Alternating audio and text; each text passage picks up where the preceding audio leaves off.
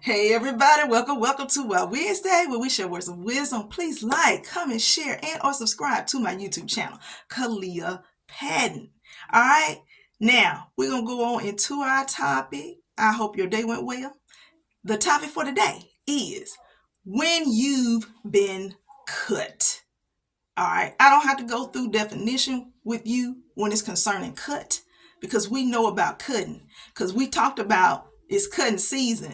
Now we're going to discuss when you've been cut because many of us know what that feel like and many of us have been cut. Some of us have been cut last year. Some of us this year hadn't even kicked off good and we have been cut. Okay? I'm gonna give my little short testimony, then I'm gonna go into what we have to talk about. But I actually, the Christmas Eve, I was sweeping with a broom, one of those metal brooms, and I was going under the couch, and my finger got caught up in the broom. The broom snapped. All of this was happening at the same time. My finger got lodged in, and I can tell you, it was a pain that like I had never felt before. And so I immediately opened the broom up because I had to free my finger. And so, I had to put a tourniquet on. My husband was helping me. I was very panicky about it because I was just losing blood so fast. And I was like, I thought that I had to go to the emergency room because it had just been that intense. But after a while, after we put pressure on it, that we were able to get it under control. And so I waited a few days or so for me to actually go to the doctor. I had to kind of think through because I said, okay, when was the last time I had a tetanus shot? And so I knew that it had been a while. So I said, okay, I need to go get a tetanus shot and I need them to go and check and see what's going on. And so they looked at it and they said, well, it's healing up. So there is no way for us to know how deep the broom went in through your finger. And so, because, they say sometimes you think that it didn't go that deep because of what it looks like from the outside. But when you actually do an investigation or you have a doctor to really look at it, they can tell whether it has hit nerve, tendon, ligaments. And so they say, well, there's no way of us determining if that has even happened. And so I had complained to them about I was having pain that was on my finger moving up my arm. And so they were like, okay, we may have to send you to a specialist. They may have to go in and do an extensive surgery to repair some broken tendons or broken ligaments, whatnot. And so I was like, oh my God, I started just kind of getting a little concerned because I knew I was having pain going up my arm. Anyway, the tetanus shot within itself was even painful because I couldn't hardly move my arm. It took a week or two for me to actually start back using my arm. And so the swelling has gone down tremendously. I can bend my finger, but I'm still going through the process. And so, just like I said, sometimes when you've been cut, you don't know. I'm going to go back to what the doctor was telling me. You don't have a clue as to how deep you've been cut. You don't know at what level, what stage you've been cut because people have gone through many different types of cuts. You know what I'm saying? But we don't want to minimize any variations of cuts. There are various types of cutting. All right, you can have a paper cut, baby. You can have a cut from a knife, just slicing your finger when you're trying to cut some carrots or cut a tomato or whatnot. And then you may even go even deeper than that, like I did. That metal broom went directly through my finger, and I know it hit nerve. Reason why I know it hit nerve because there's no way that pain should be shooting up my arm. Okay, so so it's taken a longer time to heal from that because it was deep. And so you got those types of things going on. Then you have what you call burns. That's like a cut because that's a brazing of your skin because your skin is the biggest organ in your body, your skin, and your skin protects every organ of your body, your heart, your lungs, your stomach, your kidneys, every organ, every bone, your skin is protecting it. Think about that. Think about how responsible your skin is, how important your skin is to your body. Okay? Your skin is a barrier. Your skin is protecting you from seen and unseen dangers. It's protecting these vital organs. You hear me? It's protecting your brain. It's protecting everything. And so you think about that. And then you of course I want to talk about like lacerations. That's probably what I had, like a laceration. It's a tearing of the skin, a cutting into the skin. Sometimes you have to have surgery, whether it is something that you have chosen to do because you want to do some type of a bettering of your body or your look, or you have to have something removed from your body. And so you got cuts that go deep, you have cuts that may be superficial, but from a surgery, many of times it takes a while to recover. Even biopsies, when they go in, they'll go in and they'll take snippets of whatever they saw because they want to go and examine it to see if it's cancerous or not. That even takes time to heal from biopsies or healing from, like I said, surgeries where they're removing things from your body. So you don't know. Because, we try to identify with people's pain. We try to identify with people's hurt. We try to identify with what we think people go through. And sometimes we'll minimize the things that people are dealing with because in our eyes, we see that it wasn't that serious. It didn't do that much damage, but in actuality, it did do an extensive amount of damage. And that is why that person is taking a while to heal, to process going through when they've been cut. Because people are being cut all the time, cut on their job, cut in their families, cut in ministry, cut in businesses, cut in immediate families where they have to go and spend time with mother, father, siblings, nieces, nephews, cousins. They have been cut. But I'm here to tell you, it's a real anomaly. It's a real thing. These things actually happen. They are happening. They are happening as we speak. So you are not exempt from being cut. You are not exempt. I don't care how careful you can be. I was so careful the day that I got cut. That was not my intention to get cut. You hear me? I was doing something good. Sometimes when you're finding yourself doing something good, you can end up getting cut. When you are finding yourself doing good, you can end up getting cut. Yes, getting cut. You hear me? Cut by individuals. Sometimes you can accidentally get cut. You can get cut on purpose because some folks just evil like that. They will do it on purpose because they don't like you and because they want to see your demise. They want to see you go down. They want to see you in a season where you going through.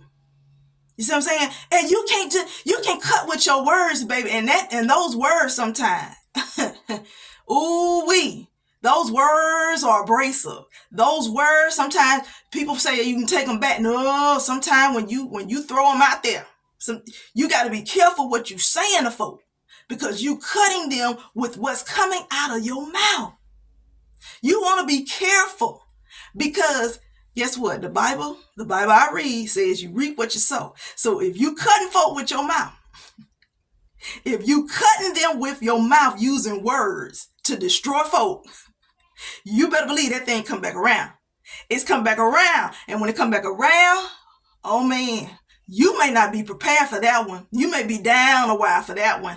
But it's going to be a learned lesson, because in life we learn valuable lessons about things that we should and shouldn't do, So when you've been cut, like I said, we have all been there. We are all going through. We don't know the extent of the cut. We don't know how damaging it was. You hear me? We don't know. All we know is that we feel the pain. We feel the trauma behind it. It might have taken a week for somebody else, but it took months for you to come out. You know what I'm saying? Sometimes when people, and grief is so tricky because sometimes people think that you can just get over something in a week's time. Well, I got over it. It wasn't that bad. That was you, baby. You cannot compare yourself with anybody else's situation. Every situation is an isolated event. This is isolated. What I go through and what you go through, if we've gone through something similar, hey, we're not going to come out of it the same way. I'm not going to feel the same way about it as you. It may take me longer. It might take you shorter. Does it make you better than me? No. It ain't about a comparison thing. It's about what God is doing in you. See, God is doing a work in each and every one of us. And when we experience cutting, when we're experiencing grief, when we're experiencing backstabbing, when we're experiencing things that hurt us to our core, God is dealing with our inward parts. Because then, those are some things that it may have tampered with some of those vital organs, heart, some of those vital organs, brain, some of those vital organs, stomach, because sometimes you can't stomach some things. It takes some time to work through your system, okay? Because you got 12 systems in your body. 12. And 12 of them work simultaneously. They all work together, but they each have different functions. So they all have a process to go through. That if there's a break in any of the systems, then guess what? That's going to be a break in every system. That's going to be an issue going on with every system because they're going to be gravitating toward the system that's dysfunctional. Because everything's supposed to work together. You feel what I'm saying? Because God said he wants us to be made whole, not in pieces. He wants us to be made whole. So God is steadily refining us. He's steadily molding, shaping us. He's steadily taking us through the process because he wants us to be made whole. Yeah, baby, it hurt.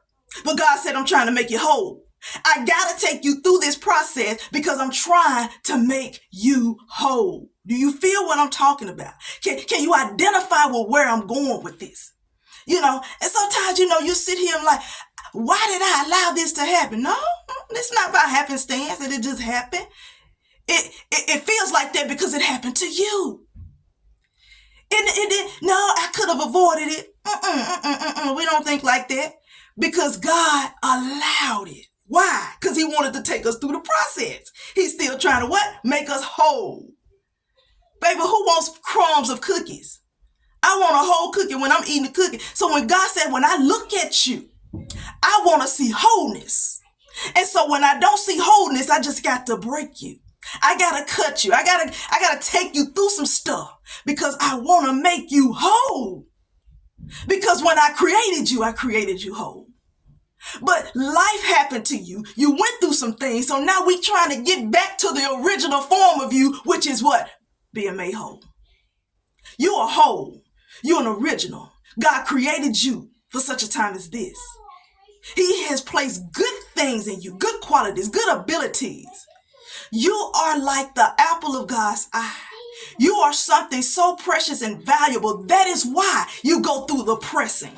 That is why you go through threshing floor. That is why you go through situations. That is why you in this season that you in right now. Because God said, I want to make you whole.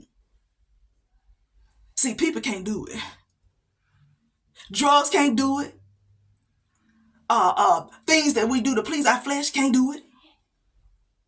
Your mama, your daddy, your pastor, your first lady, your spouse, your best friend, your dog, your cat can't do it. Because there is something inside of you that only God can touch. He's the only one that can touch it.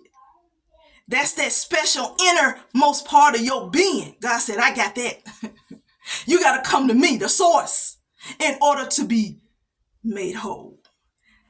I'm the only one that has permission to touch that part. I didn't allow anyone to be able to touch that part. No person, place, or thing to touch that part. Why? Because that part I specifically made for my goodness, for my pleasure.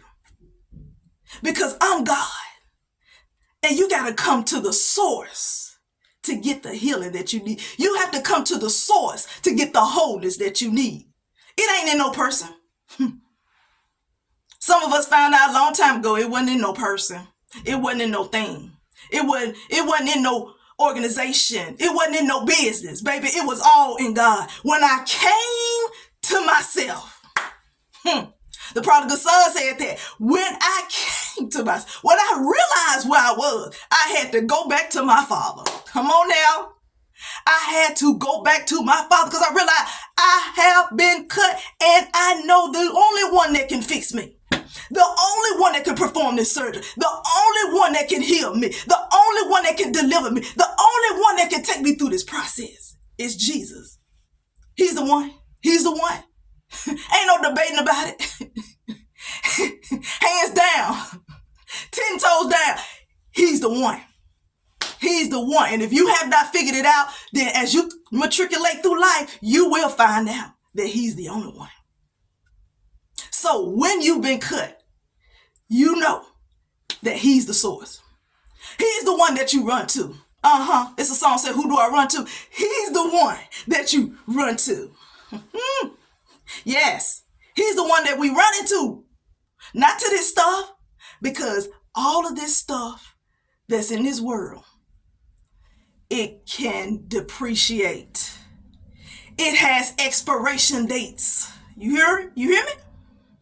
God is eternal. God continues to exist. He's all around us. He will not have an expiration date. He does not, cannot. He created. All right? So let me assure you all, you gonna get better. My finger, oh yes. I went through some stuff. I was blaming myself for what was going on, but God said, no. See, I had to help you to realize that I was the answer. All you had to do was come to me. I'm taking you through the process, even though you're doing something good, doing something beneficial. Sometimes in the process you can get cut. But in a lot of situations, God may be saying, well, I allowed this to happen because I want to get you to a place. So the cutting could be twofold. God could be cutting you too. Because I need to cut other things out of your way. You see what I'm saying? I need your attention turned back to me. So when I take you through a cutting season, when I take you through the cutting season, I'm going to refine the relationship that we have. Because then you're going to know who I am through the cutting. You're going to know who God is through this cutting season that you're going through. Oh, it hurt. You ain't never felt this pain before. You never been through this level of pain before. But God said, I'm going to take you through it. Because it was designed for you. You didn't see this thing coming, but I'm trying to bring you closer. The cutting will bring you closer, okay? So when he brings you closer, you're going to realize who really is on your side. You're going to realize who really for you. You're going to realize who really on your team. Jesus. Not no man. Not no woman. Not no animal. Not no business. Not your sorority. Not your fraternity. None of these things. You hear me? It's God. Come on. God said, I gotta bring you back into focus. I gotta bring you back centered. It was me all along. Forget this other stuff. It's me. It's me. So let us take all this in. I know I have said so much content, but let's take this all in. Understand. God is speaking to you. He wants you to hear what he's saying for this season for you. When you have been cut, realize God allowed it. So if he allowed it, he got something that he trying to work out of you. He got something he trying to work in you. Then he got something that he's trying to work through you. I didn't say it enough, y'all. I am going to leave you with that revelation. I love you guys. Ain't nothing you can do about it. You take care. Be blessed in this season. I will see you again for another Wild Wednesday. Bye-bye for now.